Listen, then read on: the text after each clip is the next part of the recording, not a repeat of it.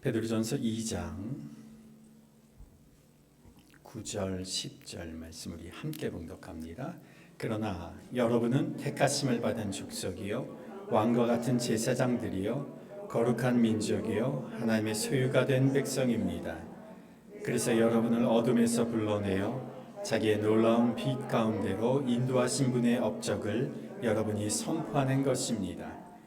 여러분이 전에는 하나님의 백성이 아니었으나 지금은 하나님의 백성이요 전에는 자비를 입지 못한 사람이었으나 지금은 자비를 입은 사람입니다. 아멘. 오늘 말씀의 제목이 자존감입니다. 자존감이란 자기를 존중히 여기는 마음입니다. 그런데 그리스도인에게 자존감이란 무엇일까요? 하나님이 나를 존중히 여겨주시는 마음으로 나도 나를 존중히 여기는 겁니다. 우리가 자주 쓰는 단어 중에 이와 비슷한 단어가 하나 있습니다. 자존심이란 단어가 있죠. 자기를 높여 잘난 체 하는 마음이 자존심입니다. 한 글자 차이인데 자존감은 심리학에서 의학에서 자주 사용되는 용어로 긍정적인 의미로 사용하는데 자존심은 현대 사회에서 다른 사람과의 비교나 경쟁에서 갖는 주로 부정적인 의미로 사용됩니다. 이런 거죠. 너보다 나는 더 잘난 사람이야. 이런 마음이죠. 그래서 자존심이 센 사람은 나보다 잘하고 멋지고 능력 있고 잘 사는 사람을 보면 자존심이 상합니다. 지가 잘났으면 얼마나 잘났다고 그래. 나도 그때 열심히 했었으면 나도 좋은 대학 갈 수 있었어. 그때 부모님이 나를 조금만 더 서포트 해줬으면 너보다 훨씬 잘 될 수 있었어. 나보다 잘난 사람에게는 질투하고 나보다 못나고 나보다 능력이 없어 보이고 가진 것 없어 보이는 사람은 무시합니다. 이런 현상을 우리는 자주 목격합니다. 조금 더 나보다 센 사람 같으면, 조금 더 나보다 높은 위치에 있는 사람 같으면 얼마나 굽신굽신거리는지 모릅니다. 근데 똑같은 사람이 금세 내려와서 다른 사람, 직원을 만날 때는 막 함부로 대하는 걸 보게 되죠. 자존심은 무척 센데 자존감은 떨어지는 사람은 지는 걸 못 참습니다. 무조건 이기려고 무척 애를 쓰죠. 그러다가 어쩌다가 잘 안 돼서 다른 사람이 잘 되고 자신이 잘 안 되면 쉽게 좌절하고 자존심에 상처를 받습니다. 이것이 여러 번 반복되면 그래 나는 원래 능력이 없는 부족한 사람이야. 난 늘 애써봐도 잘 되는 일이 없어. 이렇게 자포자기하죠. 이런 일이 더 지속되면 그래 나는 해봐야 잘 안 되고 이렇게 매일 실패하는데 뭐 때문에 내가 열심히 살아야 해? 무기력증에 빠지고 살 의욕을 잃어버립니다. 매번 해봐도 실패하는데 나는 할 필요가 없지. 나는 살 가치가 없어. 이렇게까지 생각하게 되죠. 그런데 자존감이 높은 사람은 다른 사람의 평가에 크게 좌우되지 않습니다. 다른 사람의 평가에 영향을 받지 않는 것은 물론 아니지만 때로 잘 안 되고 실패가 되고 상처가 나고 해도 다시 툭툭 털고 일어납니다. 다시 고쳐서 시도해 봅니다. 상처가 나고 데미지가 있어도 어떻게든 또 다시 시도해 보려고 합니다. 이런 자존감은 우리가 어디서 갖게 되는 걸까요? 이런 자존감은 우리가 처음 신뢰의 관계를 맺는 가정에서부터 갖게 됩니다. 부모로부터 얻게 되는 거죠. 아이가 시험을 봤습니다. 매번 수학을 50점을 받던 아이가 그 시험 결과가 60점이 나왔어요. 그래서 신나서 집에 와서 엄마한테 얘기를 하는 거죠. 엄마 나 오늘 수학 60점 받았어. 생전 처음 60점을 받은 겁니다. 그랬더니 엄마가 이렇게 말하는 거지. 잘났다. 60점이 자랑이냐. 도대체 넌 누구를 닮았냐. 그러면서 옆에 있는 아빠를 실컷 보면서 당신은 학교 다닐 때 수학 몇 점 받았어? 이렇게 물어보죠.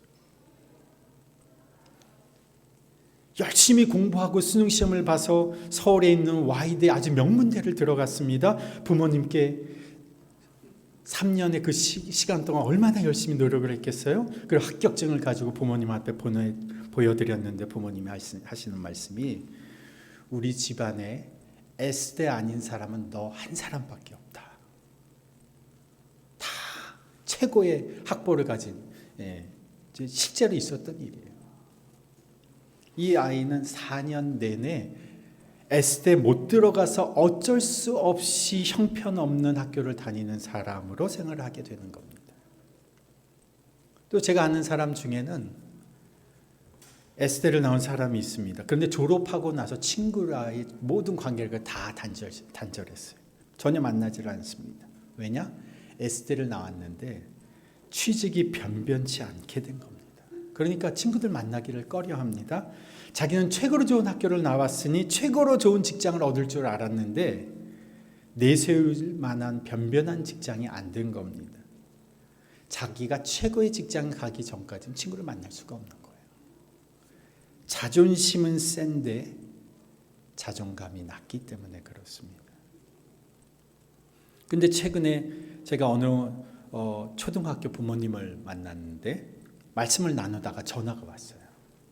막내 아들인가 전화가 온 것 같아요. 학교 개학을 해서 이제 지난주에 개학을 했습니다. 여기 주변에는. 방학 후 처음 등교를 했는데 학교 갔다 오니까 엄마가 집에 없는 거예요. 그래서 엄마한테 전화를 한 겁니다. 엄마가 그분이 제 앞에서 전화를 받았어요. 이렇게 받는 거예요. 아들, 오늘 개학 첫날이라 공부하느라 수고 많았지? 엄마 조금 이따 갈 거니까 쉬고 있어. 이렇게 그러면서 끝에 사랑해까지 덧붙이는 거예요. 그 아들이 반에서 몇 등 하는지 아십니까? 뒤에서 1, 2등을 다툽니다. 개학 후 첫 수업 시간이니까 무슨 공부를 제대로 했겠습니까? 학교 가서 실컷 놀고 왔는데 엄마가 참 수고 많았다. 집에 있다가 학교 가서 공부하느라 수고 많았지? 쉬고 있어. 사랑해. 이 아이는 자신이 엄마에게 존중받고 있다는 사실을 느끼는 거죠. 부모가 자신을 대하는 태도가 자신 안에 고스란히 자존감으로 형성되는 겁니다. 아이들이 무슨 일을 결정하려고 할 때 우리 부모 눈에 볼 때는 미숙하고 불안하고 부족해 보일 때가 많습니다만은 그러나 크게 문제가 될 것이 아니면 되도록 아이가 결정한 것을 조금 오류가 있더라도 실수가 있더라도 그대로 수용해 주는 거죠. 그러면 아이는 자신의 결정을 부모가 받아들이고 존중해 주는 것을 경험하는 거죠. 그것은 결정을 존중해 주는 것이 아니라 그 아이 자신이 존중을 받는 거예요. 아이는 자신을 존중히 여기는 부모를 통해서 자존감을 형성해 가는 겁니다. 그래서 무엇이 중요합니까? 사람은 인정받고 존중받는 경험이 중요하다는 거예요.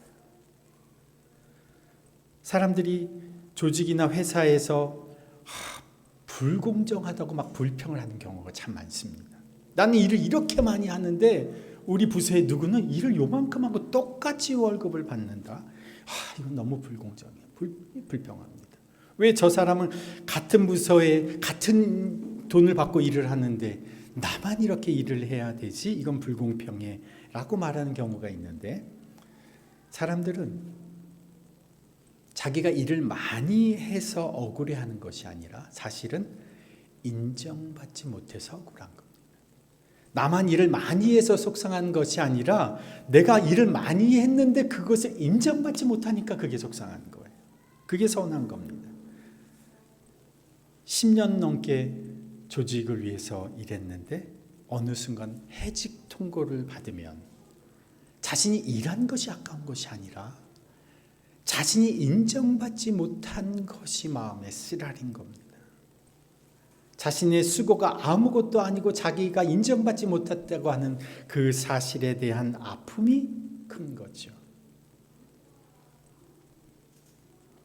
제가 저도 여러 교회를 있었지만 작은 교회에서는 그런 일이 별로 없지만 큰 교회에서는 간혹 목사님들도 억지로 나가야 될 때가 있어요.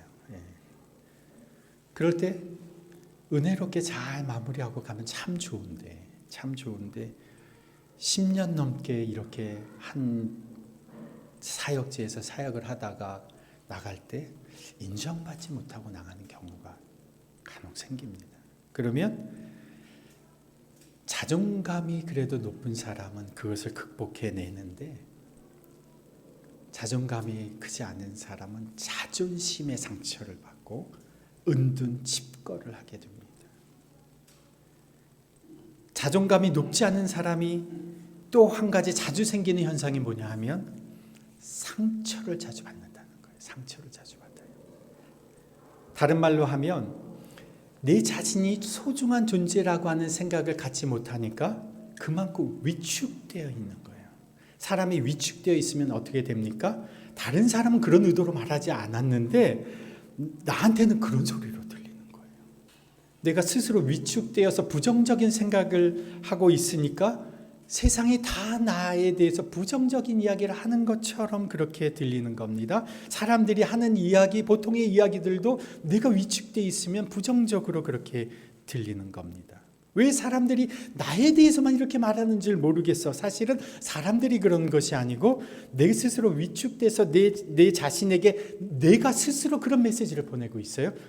그러니까 그런 메시지를 스스로 갖고 있다가 누군가 비슷한 느낌의 메시지만 들어오면 그걸 확대 해석하게 됩니다. 그러니까 점점 더 위축되게 되죠. 제가 최근에 읽었던 책 중에 참 책 제목이 재밌어요. 혼자 잘해주고 상처받지 말아라 라는 책이 있어요. 이 책이 제목 때문에 베스트셀러가 됐어요. 저도 예전에 잘해주다가 상처를 많이 받아본 경험이 많아서 왜 이렇게 상처를 많이 받지? 라고 생각되는 분이 있으면 나는 왜 혼자서 잘해주다가 상처를 받지? 라고 생각되는 분들이 계시면 이 책을 읽으시면 도움이 될 거예요. 독실한 기독교 상담가면서 의사이신 분이 쓴 책인데 그만큼 사람들이 많은 상처를 받는다는 것이죠. 그래서 자존감에 있어서 중요한 것이 무엇이냐? 인정받고 존중받는 경험이 중요하다는 거예요. 그것을 어디에서? 부모님에게서. 근데 여기 계신 많은 분들은 이미 부모님이 돌아가신 분들도 계시고 이미 부모님으로부터 영향을 받을 때가 지난 분들이 많이 계시죠. 또 나의 부모님이 오히려 나에게 자존감을 높여주는 존재가 아니라 나의 자존감뿐만 아니라 자신감 그리고 자존심까지 다 자꾸 상처를 주는 그런 관계일 수도 있습니다. 어떤 분들은 아예 그런 경험을 갖지 못한 분들도 계시죠. 나의 자존감이 높아지려면 인정받고 존중받아야 하는데 부모님이 이미 돌아가셨고 계셔도 오히려 자존감을 떨어뜨리고 그러면 다른 곳에서라도 존중받는 경험이 필요한데 이 현대 사회에서 나를 인정해주고 존중해줄 곳이 없다는 게 문제죠. 조직이나 회사에서 늘 큰 행사를 하고 나면 뭘 합니까? 피드백 시간을 갖죠. 그러면 다 모여서 뭐라고 말합니까? 참 수고했다. 참 고생했어. 그런데 이번에는 이게 문제다. 앞에 수고했어는 수사일 때가 많아요. 그리고는 진심으로 칭찬한 것이 아니라 뭐가 잘못했는지를 지적하는 시간을 주로 갖죠. 뭐가 문제냐? 너는 이게 문제다. 이번에는 이걸 잘못했다. 그래서 다음번에는 이걸 더 잘해야 돼. 더 노력해야 돼. 더 보완을 해서 다음번에는 이렇게 해야 돼. 끊임없이 부족하다는 것을 각인시켜 줍니다. 또 사람들이 나를 인정해 주는 경우도 자주 있지만 조직 생활을 하시는 분들은 아시겠죠? 이것이 자신에게 이익이 되느냐에 따라 상황이 달라집니다. 자신에게 이익이 될 것 같으면 도움이 될 것 같으면 잘했다고 칭찬해 주다가도 조금이라도 이게 나에게 불이익이 될 것 같고 손해가 될 것 같으면 벌떼같이 일어나서 비난합니다. 오늘의 동료가 내일의 적이 되는 경우도 다반사죠. 그래서 현대 사회에서 사람들로부터 인정받는 것도 쉬운 일이 아니지만 조속 변개하는 이 사람의 마음에 맞춰서 인정받으려고 하다가 오히려 그것 때문에 더 상처받고 살아가는 것이 오늘 우리들의 모습입니다. 그러면 우리는 누구에게서 인정받으며 존중받으며 살아가야 하는가?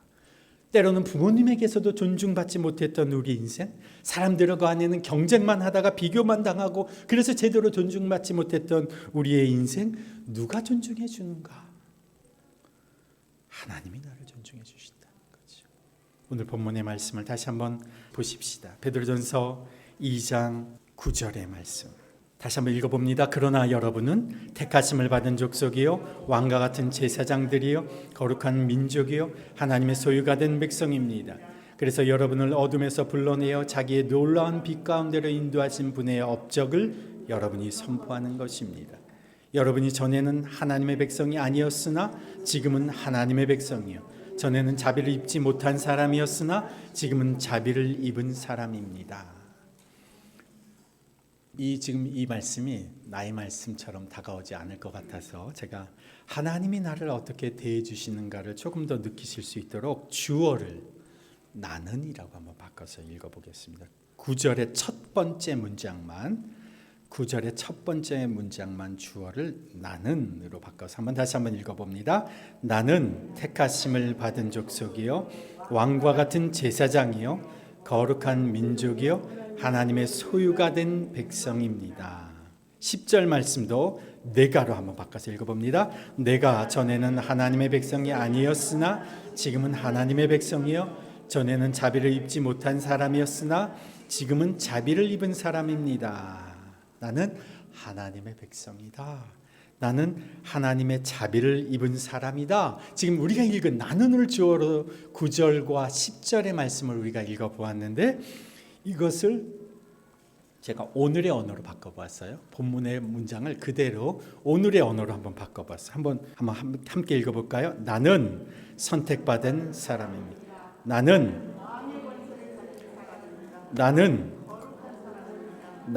하나님의 편에 속해 있습니다. 나는 하나님의 백성입니다. 나는 하나님의 자비를 입은 사람입니다. 나는 그 하나님의 업적을 세상에 알리는 사람입니다.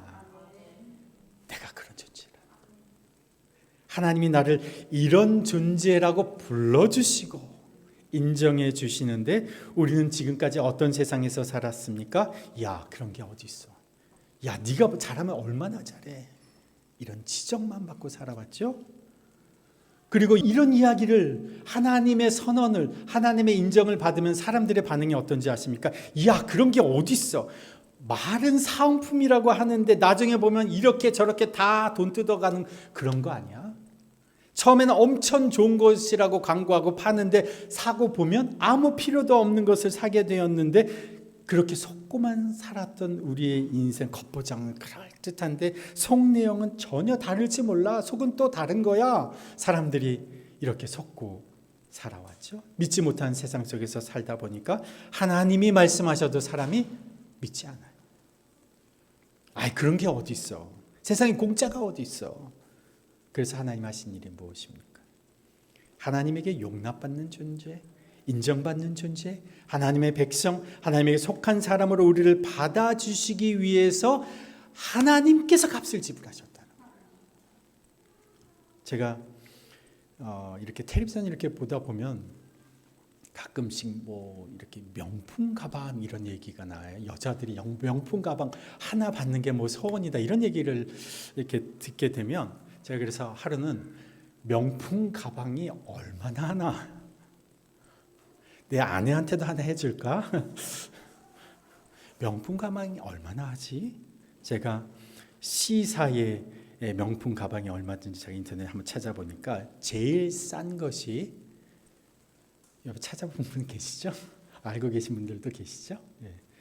제일 싼 것이 C사의 700만 원입니다. 가방 하나가. 조금 비싼 건 1000만 원이 넘어갑니다. 아마 그게 싼 것일 수도 있어요. 제가 알아본 바로는. 그런데 이 가방이 진짜인지 사람들이 들고 다니는데 이런 가방을 들고 다니는데 이게 진짜인지 가짜인지를 알아보는 방법이 있다고 합니다.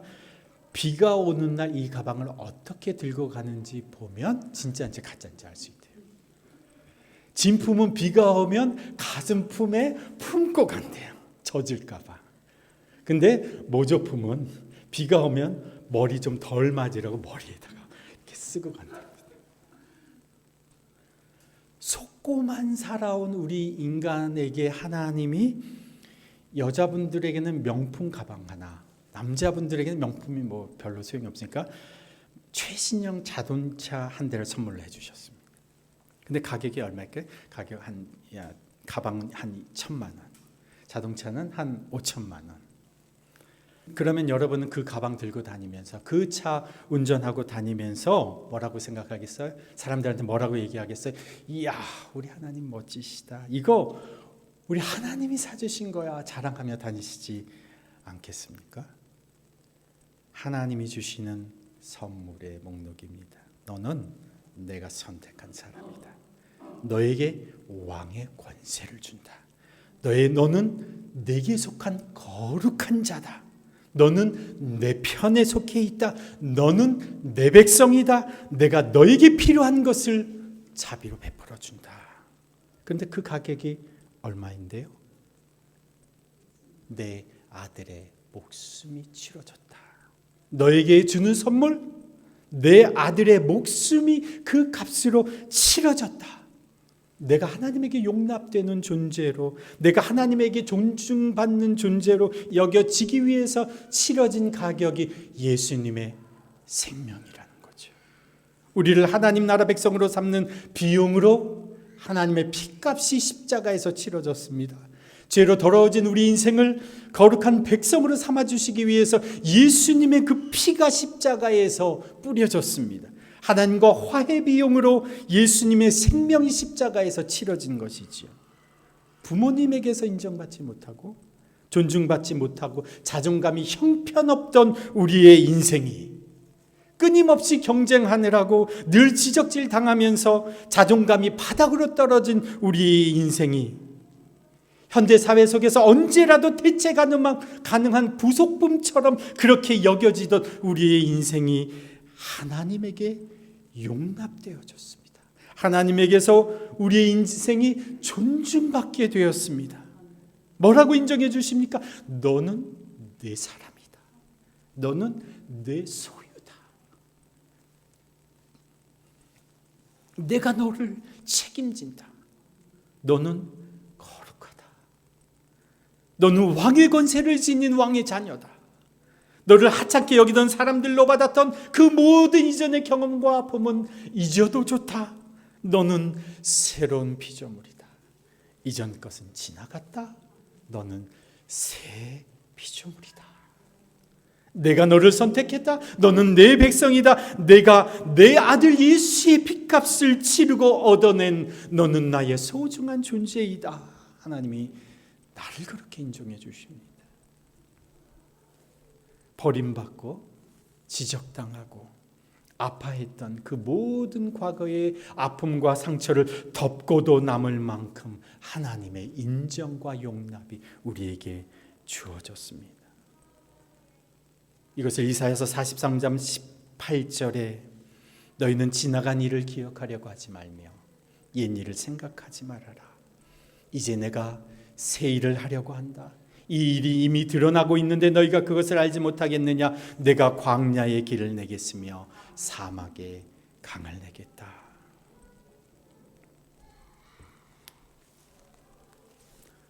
저희 큰아이가 중학교 다닐 때 제가 예전에도 한번 말씀을 드린 것 같은데 아이가 시험을 보고 와서 아주 속상해했습니다. 그때는요 중학교 저희가 큰아이가 중학교 다닐 때는 한국말을 잘 못해서 다른 과목의 점수는 다 바닥을 기고 있었어요. 오직 잘하는 두 과목이 있었어요. 수학과 영어. 그래서 아이가 고등학교 진학을 하려고 하니까 어디 좋은 데 갈 수가 없어요. 다른 과목에 한국어가 너무 안 되니까. 그러면 영어하고 수학만 가지고 갈 수 있는 학교를 가야 되겠다.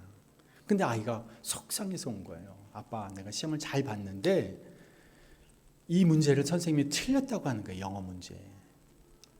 근데 내가 생각하기에 이거 맞는데 틀렸다는 거예요. 그래서 제가 한번 시험 문제 가져와봐. 그리고 시험 문제를 제가 펼쳐봤어요. 근데 선생님 답은 몇 번이라는데 사실은 1번도 되고 3번도 되는 거예요. 이게 문제를 제가 보니까. 그래서 그래 그럼 우리는 외국에서 살다가 그냥 영어를 그렇게 생활로 했지만 전문가한테 한번 이걸 물어봐야지. 그러면 제가 영어 영문학과 박사님한테 아는 지인한테 여쭤봤어요. 이런 문제가 있는데 이게 3번이라고 하는데 이 3번이 맞냐?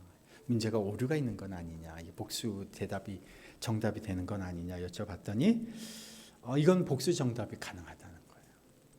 그래서 제가 그 문제 하나만 가지고는 제가 뭐 왈가왈부할 필요가 없죠. 근데 아이가 고등학교를 진학하려고 하는데 영어 점수로 가야 되는데 그 한 문제가 안 맞으면 영어 점수 진학 자격이 되질 않아요. 그러니까 그것 때문에 할 수 없이 선생님에게 연락을 했어요.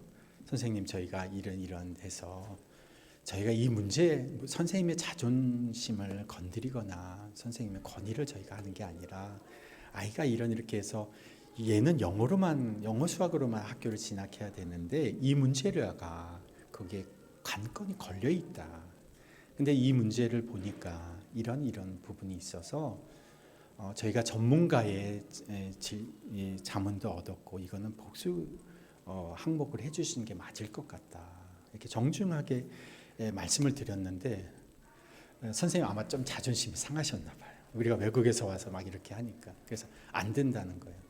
그러시면 저희가 정식으로 학교를 통해서 그러면 문제를 제기를 하겠습니다. 선생님 선에서 해주시면 제일 좋겠는데. 그래서 이게 이제 학교 문제로 됐어요. 학교에 갔어요. 저희가 뭐 학교에 한 번도 아이들 때문에 뭐 이런 제기를 해본 적이 없는데 아이의 미래가 걸려 있다고 생각하니까 아빠가 안 나설 수가 없더라고요. 그래서 그때 당시에 어디까지 갔냐면 교육청까지 올라갔어요. 그래서 교육청에서 저희한테 전화가 왔어요. 죄송하게 됐다고. 저희가 자문위원들이 다 모여서 이 문제를 봤는데 문제가 오류가 있고 복수해도 되는 문제인데 선생님이 실수를 하신 것 같다. 그래가지고 나중에 연락이 왔어요. 그래서 그게 이제 수정이 됐어요. 결론은 뭐냐면 그걸 해서 좋은 고등학교가 갔다 왔다 그게 문제가 아니라 아이가 한 문제 가지고 자기의 미래의 인생이 걸려 있다고 고민하고 있을 때 제가 해줄 수 있는 게 내가 아이의 편이 되어 주어야 되겠구나. 이건 정당한 거다. 아이가 그렇게 문제를 제기할 수 있는 정당한 건데 이거는 이 아이가 부모가 자기 편이라고 하는 사실을 확인시켜줘야 할 필요가 있겠구나. 여기서 우리가 이것을 위해서 싸우지 않으면 안 되겠구나. 그래서 저희가 그때 싸워서 어떻게 한 문제 점수를 얻어낸 적이 있어요. 저는 그것이 아주 작은 거지만 아이가 부모가 내가 정당하다고 생각하는 부분에 있어서 부모가 나를 위해서 싸워줄 수 있구나라고 하는 사실을 확인시켜주는 한 계기가 아니었을까 생각을 합니다. 아빠는 내 편이구나. 사실 사회생활하면서 직장생활하면서 학교생활하면서 또 사업하시면서 잘 안 될 때가 있지 않습니까? 어려울 때가 있지 않습니까? 또 시험에 떨어질 때도 있지 않습니까? 승진이 안 될 때도 있지 않습니까? 또 정리해고 명단에 이름이 올라갈 때도 있지 않습니까? 그런데 그때 울분도 생기고 화도 나지요. 그런데 아빠 하나님이 그러시는 거죠. 내가 너에게 물려줄 기업이 없어서 내가 너한테 그런 하찮은 자리에서 일하게 하는 줄 아니? 그런 거 아니다. 네가 정말 내 기업을 물려받을 만한 사람이 되게 하려고 너에게 꼭 필요한 상황과 환경 가운데서 실력을 쌓게 하려고 네가 지금 거기에 있는 거다. 작은 일에 네가 최선을 다하면 내가 맡겨준 일에도 너희가 감당할 수 있을 거야. 너에게 최적의 장소에서 내가 너를 지금 성장시키고 있는 거다. 너는 내 기업을 물려받을 사람이야. 정말 하나님이 우리에게 기업을 물려주실까요?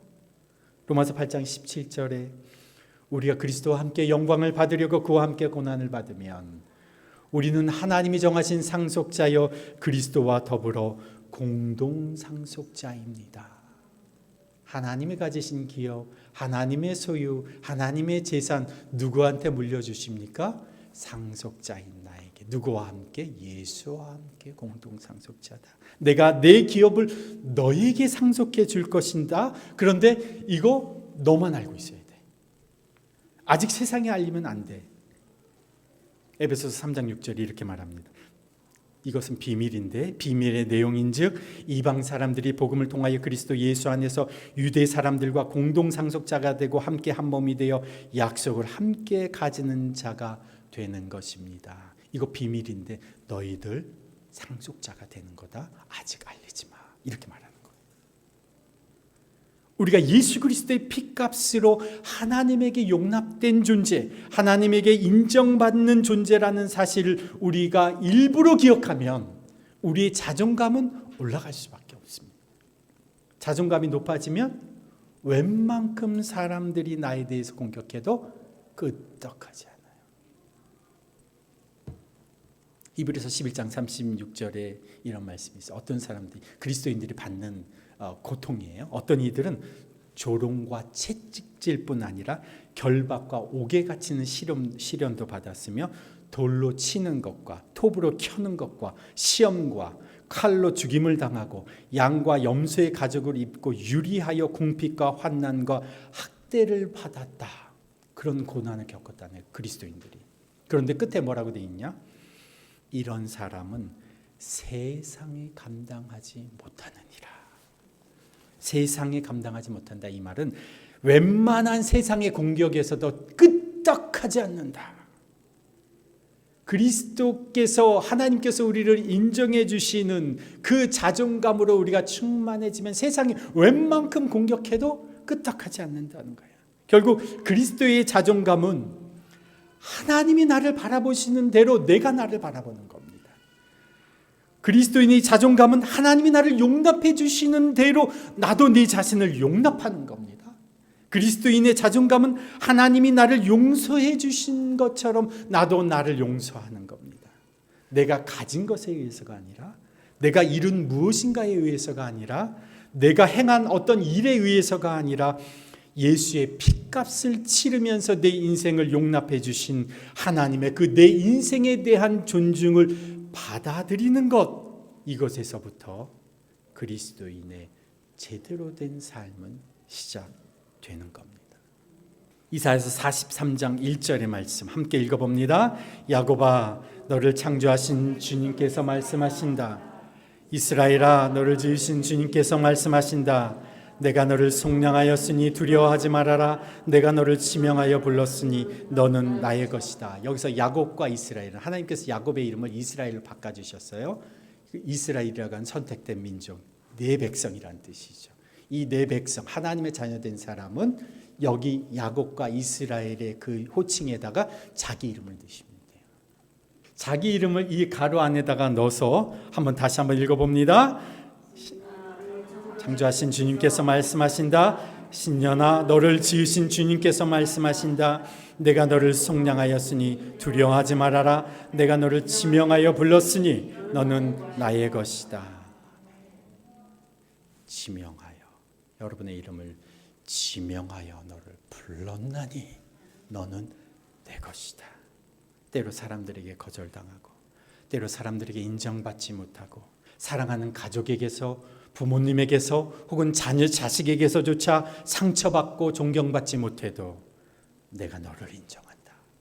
내가 어떤 값을 지불하서라도 너를 포기하지 않는다. 너는 내 것이다. 말씀하시는 하나님이 계시는 한 우리는 세상 속에서 흔들리지 않고 하나님의 백성으로 당당하게 살아가게 되는 것입니다. 그렇게 살아가는 하나님의 백성은 그분을 자랑하며 그분의 이름을 높이며 살아가게 되는 것입니다. 나는 가진 것이 없어도 위축되지 않습니다. 나는 많이 배우지 못했어도 주눅들지 않습니다. 나는 내세울 만한 배경이 없어도 불안해하지 않습니다. 내 하나님 아버지는 모든 것을 소유하고 계시고, 내 하나님 아버지는 지혜와 지식의 보고가 되시고, 내 하나님 아버지는 내 백그라운드가 되시니 나는 이제부터 하나님의 백성임을 고백하며 하나님 아버지의 그 무한하신 재산을 상속받는 자로, 부유한 자로, 그리고 지혜와 지식의 영이신 성령의 지도를 받는 자로, 가장 강력한 그 하나님 편에 속한 자로 나는 세상을